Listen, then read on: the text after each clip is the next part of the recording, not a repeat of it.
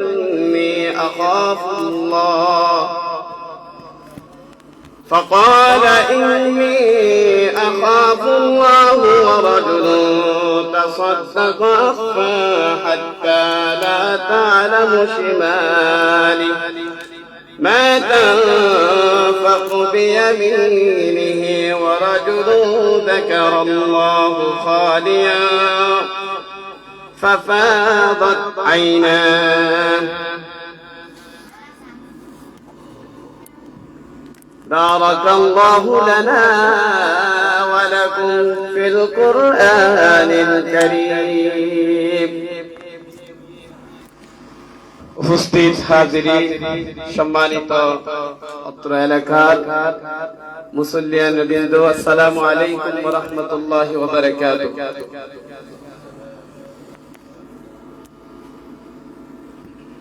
বড়গুপ মুরালিয়ার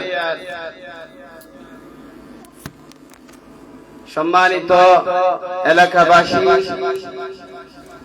আমার সামনে উপস্থিত সম্মানিত মুসল্লিবৃন্দ এবং এলাকার মা বোনেরা যারা ঘরের মধ্যে বসে আজকের আলোচনা শুনতেছেন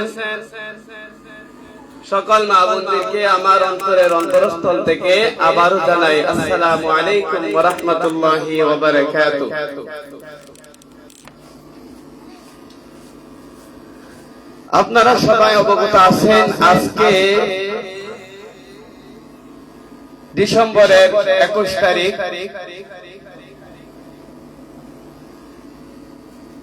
বার্ষিক ইসালি সফের উদ্দেশ্যে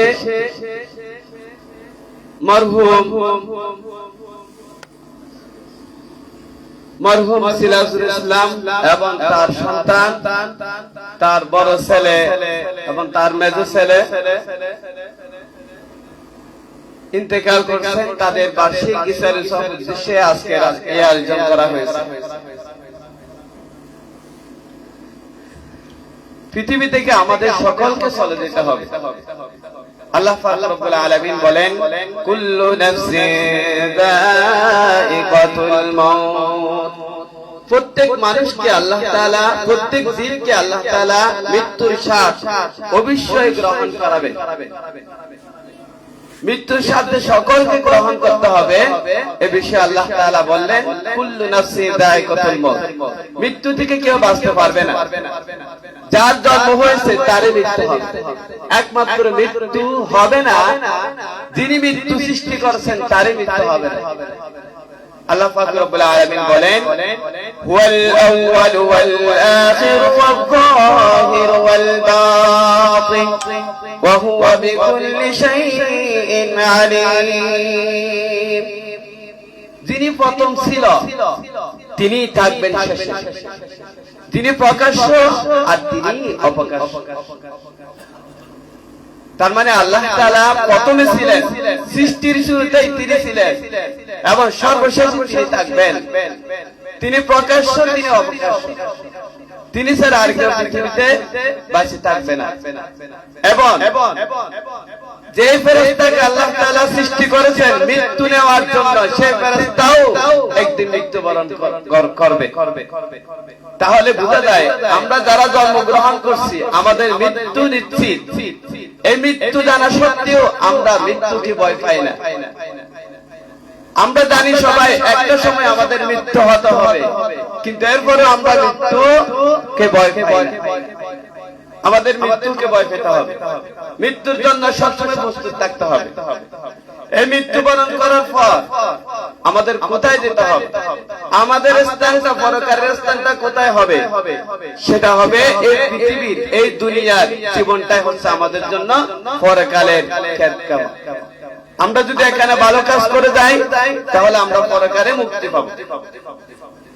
আমি যে আয়াত কারিমা তেলাওয়াত করেছি, আয়াত কারিমা হচ্ছে কোরআন মাজিদের সূরা বাকারার 1 নম্বর পারার 3 নম্বর পৃষ্ঠা থেকে আমি আয়াত কারিমা তেলাওয়াত করেছি।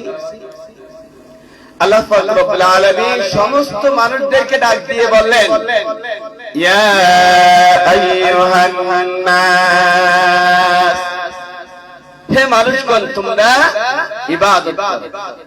হে মানুষগণ তোমাদেরকে ডাকতেছে, সমস্ত মানুষদেরকে ডাকতেছে। এখানে শুধু মুসলমান নয়, হিন্দু নয়, বৌদ্ধ নয়, খ্রিস্টান নয়, সকল জাতিদেরকে আল্লাহ তাআলা ডাক দিয়ে বলছে ইয়া আইয়ুহান নাস ওয়াবুদু, তোমরা ইবাদত করবে রাব্বাকুমুল্লাযী, রব্বাকুম তোমাদের রবের ইবাদত করবে, আল্লাযী খালাকাকুম তিনি সৃষ্টি করেছেন, ইয়া আইয়ুহান নাস উবুদু রাব্বাকুমুল্লাযী খালাকাকুম ওয়াল্লাযীনা মিন ক্বাবলিকুম লাআল্লাকুম তাত্তাকুন, যিনি সৃষ্টি করেছেন আমাদেরকে তার ইবাদত করার জন্য, সৃষ্টি করিয়েছেন তার পূর্বে, আমাদের পূর্বে আরো অনেক জাতি চলে গিয়েছে, তাদের সবাইকে সৃষ্টি করেছেন একমাত্র আল্লাহ তাআলার ইবাদত করার জন্য। আল্লাহ তাআলা যখন কোন জাতিকে ডাক দেয়, নির্দিষ্ট কোন জাতিকে যখন ডাক দেয়, তখন বলেন ইয়া আইয়ুহাল্লাযীনা আমানু, হে ঈমানদারগণ, এই বলে ডাক দেয়। আবার যখন কাফেরদেরকে ডাক দেয় তখন বলেন ইয়া আইয়ুহাল্লাযীনা কাফারু, ইয়া আইয়ুহাল্লাযীনা কাফারু, হে কাফিরগণ, এভাবে করে ডাক দেয়। তার মানে আল্লাহ তাআলা প্রত্যেক জাতিদেরকে, প্রত্যেক দলকে আলাদা আলাদা করে ডাকে, কিন্তু এখানে আল্লাহ তাআলা ডাকলেন ইবাদত করার ক্ষেত্রে ডাকলেন সকল মানুষদের। তাহলে এখানে মুসলিম, অমুসলিম, হিন্দু, বৌদ্ধ, খ্রিস্টান সবাইকে একসাথে বলছে তোমরা আল্লাহ তাআলার ইবাদত করো। এখন কোন ইবাদতটা আল্লাহ তাআলার কাছে কবুল হবে সেটাই আমরা ইনশাআল্লাহ বের করব। ইবাদত কবুল হওয়ার জন্য শর্ত হচ্ছে প্রথমে ঈমান আনতে হবে। প্রথমে কি আনতে হবে? ঈমান আনতে হবে। ঈমান আনলে পরে তার ইবাদতটা কবুল হবে। মুসলমানরাও ভালো কাজ করে, অমুসলিমরাও ভালো কাজ করে, কিন্তু মুসলমানেরটা আল্লাহ তাআলা কবুল করবে যদি ঈমানের সাথে ভালো কাজটা হয়, আর অমুসলিমটা আল্লাহ তাআলা কবুল করবে না, কারণ তারা ভালো কাজ করে ঠিকই কিন্তু ঈমান আনে নাই। সকল ভালো কাজের ভালো কাজ হচ্ছে প্রথমে ঈমান আনা। তাহলে ঈমান আনলে সে কাজটা আল্লাহ তাআলার কাছে কবুল হবে ঈমানের সঙ্গে ভালো কাজ করলে। আল্লাহ পাক রব্বুল আলামিন আরো বলেন ওয়ামা খালাকাতুল জিন্না ওয়াল ইনসা ইল্লা লিয়াবুদুন, ওয়ামা খালাকাতুল জিন্না ওয়াল ইনসা ইল্লা লিয়াবুদুন, আমি সৃষ্টি করি নাই মানুষ এবং জিনকে আমার ইবাদত ব্যতীত অন্য কিছু করার জন্য। আমি সৃষ্টি করিয়াছি সকল জাতিকে, মানুষ এবং জিনকে আমার ইবাদত করার জন্য সৃষ্টি করছি, এর বাইরে আর কিছু করার জন্য সৃষ্টি করি নাই। এখন আমরা মনে করি ইবাদত শুধু নামাজ, রোজা, হজ, যাকাত, এগুলা ইবাদতের ইসলামের মৌলিক খুঁটি, কিন্তু আমরা যে দৈনন্দিন জীবনে অনেক কাজ করে থাকি এইসবই আল্লাহ তাআলার ইবাদতের অন্তর্ভুক্ত। আমাদের জীবনের জন্ম থেকে মৃত্যু পর্যন্ত যতটা কাজ, প্রত্যেকটি কাজই আল্লাহ তাআলার ইবাদতের অন্তর্ভুক্ত। তাহলে আমরা ব্যবসা বাণিজ্য করি, খেত কামার করি, পরিবার করি, বাজার ঘাট করি, রাজনীতি করি, পরিবার নীতি করি, এসব কি ইবাদতের ভিতরে হয়? অবশ্যই এসব ইবাদতের ভিতরে হয়। যদি আমার ব্যবসাটা ইবাদতের ইসলাম এবং শরীয়ত পন্থায় হয়ে থাকে, আল্লাহ এবং তার রাসূল যে পদ্ধতি দেখিয়ে দিয়েছে সে পদ্ধতিতে হয়, তাহলে আমার ব্যবসা ইবাদতে পরিণত হবে। আমি যে পরিবার গঠন করছি এই পরিবার যদি শরীয়ত সম্মত হয়, রাসূল সাল্লাল্লাহু আলাইহি ওয়াসাল্লাম যেভাবে দেখিয়ে দিয়েছে, আল্লাহ তাআলা যেভাবে বলছে সেভাবে যদি হয়, তাহলে আমাদের ইবাদতটা হবে, ওই পরিবারটা হবে ইবাদত, বিয়ে শাদীটা হবে ইবাদত। আমরা যে বাজার করি, বাজার করতে যাই, সংসারের অনেক কিছু জিনিস কিনতে যাই, এটি আল্লাহ তাআলা যেভাবে বলছেন, রাসূল সাল্লাল্লাহু আলাইহি ওয়াসাল্লাম যেভাবে দেখিয়ে দিয়েছেন, ঠিক সেম পদ্ধতি যদি করি তাহলে আমাদের বাজার করাটাও একটা ইবাদত। আমরা গুণ যাই, যদি আমাদের গুণটা রাসূল সাল্লাল্লাহু আলাইহি ওয়াসাল্লাম দেখিয়ে দেওয়া পদ্ধতিতে আমাদের গুণটা হয়, তাহলে সেটাও একটা ইবাদত। তাহলে আমাদের জীবনের প্রত্যেকটি কাজ ইবাদত। এখন আমরা এগুলা কি ইবাদত মনে করি না দেখে আমাদের কাজটা ইবাদতের মতো হয় না। আমাদের বাজার করা, আমাদের সংসার করা, দৈনন্দিন জীবনের কোনটা কাজ ইবাদতের মতো হয় না। কারণ আমরা অধিকাংশ মানুষটা জানি না কোন পদ্ধতিতে আমাদের কাজটা করলে ইবাদত হবে, আল্লাহ তাআলা কবুল করবে।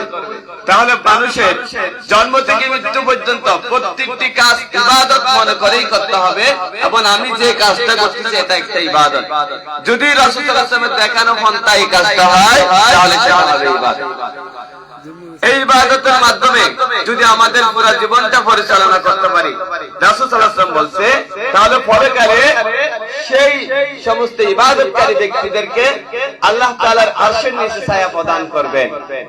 এরকম 7 শ্রেণীর ব্যক্তি রাসূল সাল্লাল্লাহু আলাইহি ওয়াসাল্লাম ঘোষণা করছেন। এই 7 শ্রেণীর ব্যক্তির ব্যাপারে আমি আজকে আলোচনা করব ইনশাআল্লাহ। ওমা তাওফীকি ইল্লা বিল্লাহ। হাদিসটা এসেছে আবু হুরায়রা রাদিয়াল্লাহু তাআলা আনহু থেকে বর্ণিত, عن نبي هريرة رضي الله تعالى عنه عن النبي صلى الله عليه وسلم قال 7 يظلهم الله تعالى في ظله يوم لا ظل إلا ظله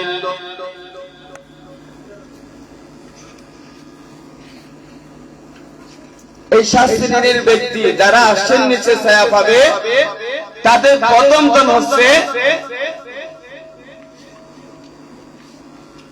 ন্যায়পরায়ণ শাসক যারা থাকবে, ন্যায়পরায়ণ নীতি যারা থাকবে, নেতা যারা থাকবে, তাদের মধ্যে প্রথম শ্রেণী হচ্ছে তারা। আমাদের সমাজে, আমাদের রাষ্ট্রের মধ্যে অনেক নেতা আছে, যে নেতাগুলো কোরআন ও হাদিসের আলোকে বিচার করে না, রাষ্ট্র পরিচালনা করে না, সমাজ পরিচালনা করে না, তাদের জন্য আরশের নিচে ছায়া হবে না। প্রথম জন ইমামুন আদিল, ন্যায়পরায়ণ শাসক।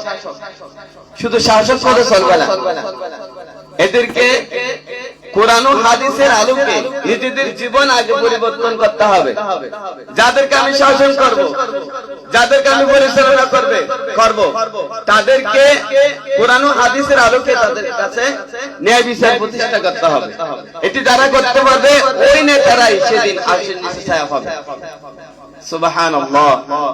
তাহলে আমরা এমন নেতা চাই, এমন শাসক চাই যারা আমাদের সমাজের মধ্যে দুর্বলের উপর রাজত্ব করবে না, দুর্বলের উপর অত্যাচার করবে না, অসহায় ব্যক্তিদের উপর অত্যাচার জুলুম নির্যাতন করবে না, এমন একজন শাসক, এমন একজন নেতা আমরা চাই, যাদের মাধ্যমে যারা আরশের নিচে ছায়া পেলে আমরাও যেন তাদের সাথে ছায়া অন্তর্ভুক্ত হতে পারি।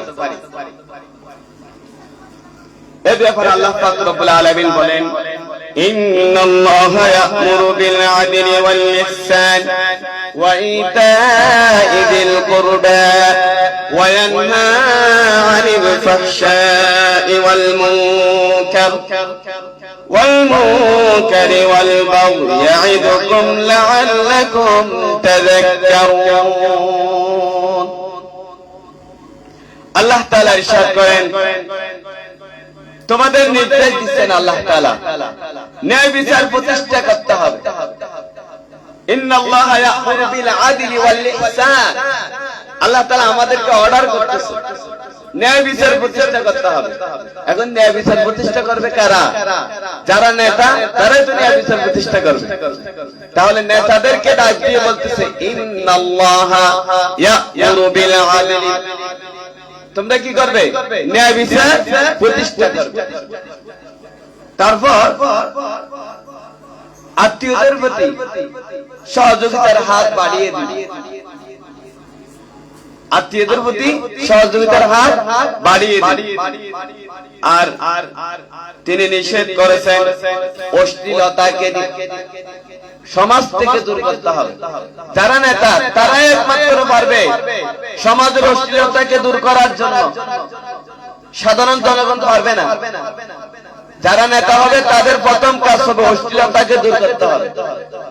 আল্লাহ পাক রব্বুল আলামিন ইরশাদ করেন, আমার কোন বান্দাকে যখন আমি রাষ্ট্রীয় ক্ষমতা দান করব, সমাজের ক্ষমতা দান করব, চেয়ারম্যান বানাবো, মেম্বার বানাবো, এমপি বানাবো, মন্ত্রী বানাবো, তাদের প্রথম কাজ যেটা হবে নামাজ প্রতিষ্ঠা করবে, যাকাত প্রদান করবে, সৎ কাজের আদেশ দিবে, অসৎ কাজে বাধা প্রদান করবে। তাহলে এমন নেতা চাই যারা এই চারটি কাজ আমাদের সমাজে প্রতিষ্ঠা করতে পারে। সৎ কাজের আদেশ দিবে, অসৎ কাজে বাধা প্রদান করবে। এখন নামাজ পড়ি কেউ কিছু বলে না, ব্যক্তিগত জাকাত দিই কেউ কিছু বলে না। যখনই সৎ কাজের আদেশ দিতে তখনই বাধা চলে আসে, যখনই অসৎ কাজের বাধা প্রদান করি তখনই উল্টা বাধাটা চলে আসে। যে জায়গায় অসৎ কাজ চলবে সেই জায়গায় আমরা প্রথমে রাসূল সাল্লাল্লাহু আলাইহি ওয়াসাল্লাম বলছে, প্রথমে হাত দ্বারা বাধা প্রদান করব। আমার ক্ষমতা থাকলে, শক্তি থাকলে হাত দ্বারা বাধা প্রদান করতে হবে। তাদেরকে মুখ দিয়ে বোঝাতে হবে, ওই অশ্লীল কাজ, খারাপ কাজ, অন্যায় কাজটাকে মুখ দিয়ে বোঝাতে হবে। যদি হাতের শক্তি না থাকে, মুখ দিয়ে বোঝানোর শক্তি না থাকলে, মুখ দিয়ে বাধা প্রদান করার শক্তি না থাকলে অন্তরে ঘৃণা করতে হবে। এটিকে রাসূল সাল্লাল্লাহু আলাইহি ওয়াসাল্লাম বলছে, ওয়াযালিকা আযআফুল ঈমান। সমাজের সবচেয়ে দুর্বল ঈমানদার হচ্ছে তারা ওই অশ্লীল কাজটাকে মনে মনে ঘৃণা করে। এখন আমি শুধু মনে মনে ঘৃণা করে কি বসে থাকবো? আমি একজন মনে মনে ঘৃণা করলাম, সমাজে অনেক মানুষ আছে, সবাই বলতেছে আমি তো সেই কাজ করতেছি না, আমি তো ওই গানের মধ্যে, অশ্লীল কাজের মধ্যে আমি যাচ্ছি না, আমি নিজে নিজে পবিত্র থাকবো, নিজে নিজে বেঁচে থাকবো, নিজে নিজে দুর্বল ঈমান নিয়ে বসে থাকবো। তাইলে হবে না, তাইলে হবে না। এক এলাকায় অশ্লীল কাজ করতেছে সমস্ত মানুষগুলো। একজন মুরব্বী, আল্লাহর ওলি, তিনি মসজিদের মধ্যে বসে বসে কি করতেছে? আল্লাহ তাআলার ইবাদত করতেছে। এমন সময় ওই এলাকাটাকে ধ্বংস করার জন্য আল্লাহ তাআলা কিছু তার আযাবের ফেরেশতা পাঠালেন। এই আল্লাহ তাআলার একজন ওলি দেখে তারা আবার ফিরে গেলেন। আল্লাহ তাআলাকে বললেন, আল্লাহ যে এলাকায় আপনি আমাদেরকে পাঠিয়েছেন সে এলাকায় এমন একজন আপনার ওলি আছে, যিনি আপনার গুণগান বর্ণনা করতেছে, আপনার ইবাদত করতেছে। আমরা তাকে দেখেই আপনার কাছে আবার ফিরে আসলাম, ওই এলাকাটা ধ্বংস করতে পারলাম না। আল্লাহ পাক রব্বুল আলামিন আবার বললেন, তোমরা আগে যাও, তাকে আগে ধ্বংস করো, তারপর বাকিদেরকে ধ্বংস করো। তার মানে যে আমি শুধু মনে মনে ঘৃণা করলে হবে না, আমি শুধু নিজে ইবাদত করলে হবে না, সমাজের অন্য মানুষ যারা অশ্লীল কাজ করতেছে, অন্যায় কাজ করতেছে, তাদেরকে বাধা প্রদান করতে হবে, বুঝাতে হবে, সেই অশ্লীল কাজ থেকে বিরত রাখতে হবে। এটি হচ্ছে সবচেয়ে দুর্বল ঈমানদারদের পরিচয়। তাহলে আমরা অন্যায় কাজ করব না, হাতে শক্তি থাকলে বাধা প্রদান করব হাত দিয়ে, মুখে শক্তি থাকলে বাধা প্রদান করব মুখ দিয়ে, আর দুটোটাই যদি না থাকে অন্তরে মনে মনে ঘৃণা করব এবং সেই কাজটাকে সমাজ থেকে দূর করার জন্য, এলাকা থেকে দূর করার জন্য, রাষ্ট্র থেকে দূর করার জন্য যতগুলো কৌশল অবলম্বন করা দরকার এগুলো আমরা করব। তাহলে হবে সবচেয়ে দুর্বল ঈমানদারের পরিচয়। তাহলে আমি এখন আপনাদেরকে প্রথম যে ব্যক্তি, 7 শ্রেণীর যে ব্যক্তি আল্লাহ তাআলা নিশ্চয় প্রদান করবেন, তাদের মধ্যে প্রথম জন হচ্ছে ন্যায়পরায়ণ। দ্বিতীয় জন যার ব্যাপারে রাসূল সাল্লাল্লাহু আলাইহি ওয়াসাল্লাম বললেন, ওয়াশাবুন নিশাআ ফি ইবাদাতিল্লাহ। যে ব্যক্তি তার যৌবন অতিবাহিত করেছে আল্লাহ তাআলার ইবাদতের মাধ্যমে। রাসূল সাল্লাল্লাহু আলাইহি ওয়াসাল্লামের হাদিস দ্বারা বোঝা যায় বৃদ্ধকালের ইবাদত হচ্ছে যৌবনকালের ইবাদতটা আল্লাহ তাআলার কাছে বেশি কবুল হয়, বেশি কবুল হয় যৌবনকালের ইবাদত। কারণ বৃদ্ধকালে তো কেউ অন্যায় কাজ করতে চায় না এবং পারেও না, সেই শক্তি আর থাকে না, বয়স হয়ে গেলে সেই শক্তি আর থাকে না। যৌবনকালে পাহাড়কে সমতল ভূমি মনে হয়, এদের কাছে সবগুলো মানে খারাপ আর ন্যায় দুটোটাই সমান মনে হয়। কোনটা খারাপ, কোনটা অন্যায়, কোনটা ভালো সেটা দেখার সময় থাকে না। এই সময় সমস্ত কাজ থেকে, সমাজের সমস্ত অস্থির কাজ থেকে, সমস্ত অন্যায় থেকে নিজেকে বাঁচিয়ে রাখে যে আল্লাহ তাআলার ইবাদতের মধ্যে নিজের জীবনকে অতিবাহিত করতে পারে, যৌবনকালটা আল্লাহ তাআলার কাছে অতিবাহিত করতে পারে, সেই যৌবন, সেই যুবককে আল্লাহ তাআলা আরশের নিচে ছায়া প্রদান করবে। রাসূল সাল্লাল্লাহু আলাইহি ওয়াসাল্লামের ঘোষণা। এই ব্যাপারে রাসূল সাল্লাল্লাহু আলাইহি ওয়াসাল্লাম হাদিসে উল্লেখ করেছেন 5টি বিষয়ে। রাসূল সাল্লাল্লাহু আলাইহি ওয়াসাল্লাম বলেন, আনমুরিহি ফিমা আফনা, কি কর্মকাণ্ডের মাধ্যমে আল্লাহ তাআলা হায়াত শেষ করে দিয়ে, আমাদের হায়াতটা শেষ করে দিয়েছে। অর্থাৎ 5টি প্রশ্নের উত্তর দেওয়া ব্যতীত আদম সন্তানের কোন কেউ সামনে এক পা বাড়াতে পারবে না, পিছনে এক পা বাড়াতে পারবে না। প্রত্যেকটা আদম সন্তান, আমরা তো সবাই আদম সন্তান, তাই না? পৃথিবীতে সৃষ্টির পর থেকে পর্যন্ত ইলা ইয়াউমিল কিয়ামা পর্যন্ত যত মানুষ আসবে এবং গিয়েছে আসি, প্রত্যেকটা মানুষই আদম সন্তান। এই আদম সন্তানের কেউ এক পা বাড়াতে পারবে না, এক পাও পিছনে দিতে পারবে না 5টি প্রশ্নের উত্তর দেওয়া হবে। এর মধ্যে প্রথমটা হচ্ছে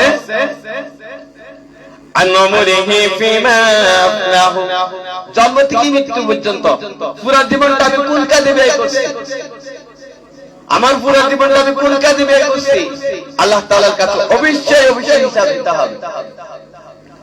দ্বিতীয় নম্বরে ওয়ান শাবাবিহি ফিমা আবলা, যৌবনকাল কিভাবে ব্যয় করছি, আমার যৌবনকালটা কোন পর্যায়ে আমি ব্যয় করছি, কিভাবে আমি আমার যৌবনকালটা কাটাইলাম। তাহলে শিশুকালে যে কাজ করছি সেটার হিসাবও প্রথম হয়ে গেছে, বৃদ্ধকালে যে কাজ করছি সেটার হিসাবও প্রথম হয়ে গেছে, যৌবনকালে যে কাজ করছি সেটার হিসাবও প্রথম হয়ে গেছে। আল্লাহ তাআলা আবার কেন স্পেশালি পুরো জীবনের হিসাব নেওয়ার পর আবার কেন যৌবনকালে কি কাজ করছি সেটার হিসাব নিচ্ছে? তার কারণ যৌবনকালে সমস্ত ভালো কাজ করতে পারি, সমস্ত অন্যায় কাজ করতে পারি। আমাদের সমাজের সমস্ত অন্যায় কাজগুলো যৌবনকালে বাধা প্রদান করতে পারবো, বৃদ্ধ হয়ে গেলে কেউ আর আমাদেরকে পাত্তাও দিবে না। একটা গান বাজানোর চলতেছে, একজন বুড়া আসিয়ে যদি বলে, একজন মুরিদ আসিয়ে যদি তোমরা এগুলো করিও না, তারা বলবে কি, এই বুড়া এখান থেকে বের হয়ে যা, ধাক্কা দিয়ে বের করে দিবে। শিশু অবস্থায় শিশু করে শিশু যদি তাদেরকে বুঝায়, ছোট বাচ্চা তুমি কি বুঝো, তাকেও ধাক্কা দিয়ে বের করে দিবে। কিন্তু একজন যৌবন সমাজের যুবক ছেলে, তারা যদি গিয়ে ওই অন্যায় কাজে বাধা দেয়, কেউ সাহস থাকবে না, কারো সাহস থাকবে না, কোন বাপের বেটা থাকবে না তাদেরকে বাধা প্রদান করা, তাদেরকে সেখান থেকে বের করে দেওয়া। কারণ যৌবনকালের সবাই যুবককে সবাই ভয় পায়। রাসূল সাল্লাল্লাহু আলাইহি ওয়াসাল্লাম যুবকদের ব্যাপারে অনেক হাদিস বর্ণনা করছেন। ইসলাম প্রতিষ্ঠিত হওয়ার জন্য সবচেয়ে বেশি যাদের অবদান ছিল তারা হচ্ছে যুবকদের, যুবকদের বেশি অবদান ছিল। সেজন্য যৌবনকালের স্পেশাল সময়টাকে আল্লাহ তাআলা স্পেশালি জিজ্ঞেস করবেন। এই প্রশ্নের উত্তর দেওয়া ব্যতীত, যৌবনকালের প্রশ্নের উত্তর দেওয়া ব্যতীত কেউ সামনে এক পাও দিতে পারবে না, পিছনেও এক পা দিতে পারবে না। 3 নম্বরে যে প্রশ্নটি করবে, ওয়ামালিহি মিন আইনা ইকতাসাবা, আমি যে সম্পদ উপার্জন করছি এই সম্পদ কিভাবে উপার্জন করছি, এই বিষয়ে আল্লাহ তাআলা অবশ্যই জিজ্ঞেস করবেন। আমি কি হালাল পন্থায় উপার্জন করছি নাকি হারাম পন্থায় উপার্জন করছি, এটিও আল্লাহ তাআলা অবশ্যই জিজ্ঞেস করবেন। তাহলে আমাদের উপার্জনটা অবশ্যই হালাল হতে হবে।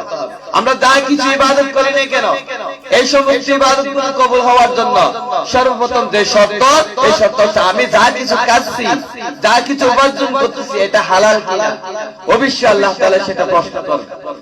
তাহলে আমরা নামাজ পড়ি, নামাজ পড়তে পড়তে কপালে দাগ বসায় ফেলি, আমরা ভালো কাজ করি, ইবাদত করি, হজ করি, যাকাত দিই, অনেক অনেক ভালো কাজ করি, কিন্তু আমাদের উপার্জনটা হালাল কিনা।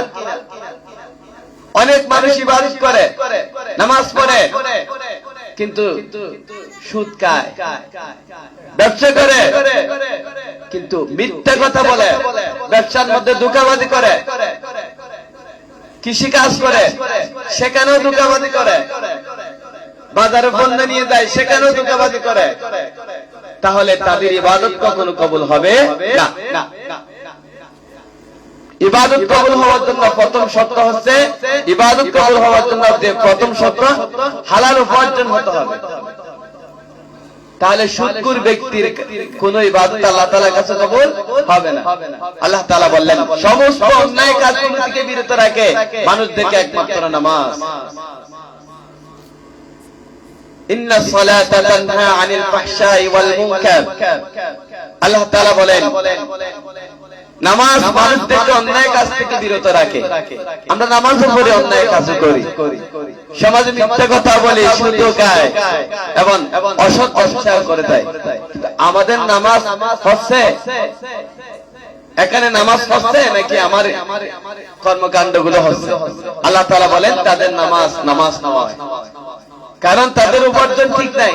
যাদের উপার্জন ঠিক হবে না তাদের ইবাদত কবুল হবে না। আমাদের আগে ইবাদত কবুল হওয়ার জন্য আমাদের ব্যবসাটা, উপার্জনটা অবশ্যই হালাল হতে হবে। যারা হালাল পন্থে উপার্জন করবে তারা সেদিন সঠিক প্রশ্নটা উত্তর দিতে পারবে। তাহলে এটাও আল্লাহ তাআলা অবশ্যই জিজ্ঞেস করবেন। 4 নম্বরে তিনি যেটা জিজ্ঞেস করবেন, ওয়াফিমা আনফাকাহু, কিভাবে সম্পদ ব্যয় করছি। শুধু উপার্জনে এটা কষ্ট করে ছেড়ে দিবে তা নয়, এগুলো আবার কিভাবে ব্যয় করছি, কোন পন্থায় ব্যয় করছি। গান বাজনা দিয়েছি, অন্যায় কাজ করতেছে সেখানে দিয়েছি, সেটা আল্লাহ তাআলা প্রশ্ন করেন। শুধু উপার্জন করলাম, হালাল পন্থা উপার্জন করলাম, কিভাবে ব্যয় করছি সেটা প্রশ্ন না করে ছেড়ে দিবে সেটা নয়। অবশ্যই আল্লাহ তাআলা প্রশ্ন করবেন আমি কোন পন্থায় ব্যয় করছি, আমার উপার্জিত টাকা দিয়ে আমি কি ভালো কাজ করছি, সমাজের একটা উন্নয়নমূলক কাজ করছি, অসহায় দরিদ্র নারীদেরকে যাদেরকে বিয়ে দিতে পারতেছে না তাদের বিবাহের ব্যবস্থা করছি, আমার বদ্ধ সম্পত্তি, এটি অবশ্যই আল্লাহ তাআলা প্রশ্ন করেন। 5 নম্বরে যেটা প্রশ্ন করবেন, ওয়ামাযা আমিলা ফীমা আলিমা, আমি যতটুকু জ্ঞান অর্জন করছি ওই জ্ঞান অনুযায়ী আমি কতটুকু আমল করছি, অবশ্যই আল্লাহ তাআলা প্রশ্ন করেন। আমি জানি নামাজ পড়া আমাদের উপর ফরজ, আমি জানা সত্ত্বেও আমি নামাজ পড়ছি কিনা। আমি জানি যাকাত দেওয়া আমাদের উপর ফরজ, যাকাতের নিসাব পরিমাণ সম্পদের মালিক হওয়ার পর আমি যাকাত দিয়েছি কিনা। আমি জানি হজ আমার উপর ফরজ, হজ করার সামর্থ্য থাকা সত্ত্বেও আমি হজ করছি কিনা। অবশ্যই আল্লাহ তাআলা আমি জানার পরে ইবাদতটা করছি কিনা, এই ভালো কাজটা করছি কিনা, অবশ্যই আল্লাহ তাআলা আমার থেকে এই প্রশ্নটা করবেন।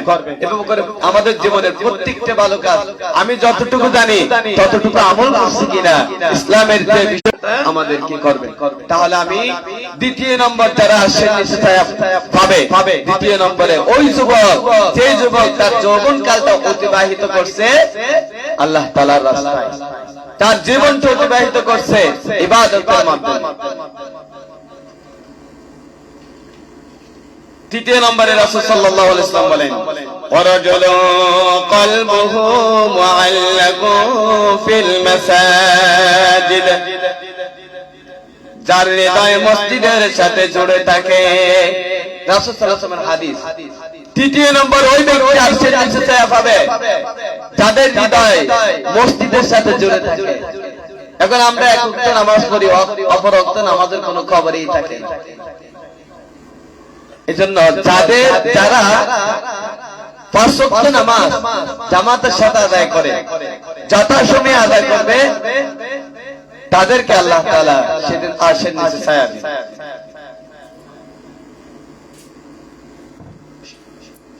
মসজিদের সাথে আমাদের অন্তরটা মসজিদের সাথে থাকা, এ বিষয়ে রাসূল সাল্লাল্লাহু আলাইহি ওয়াসাল্লাম বলেন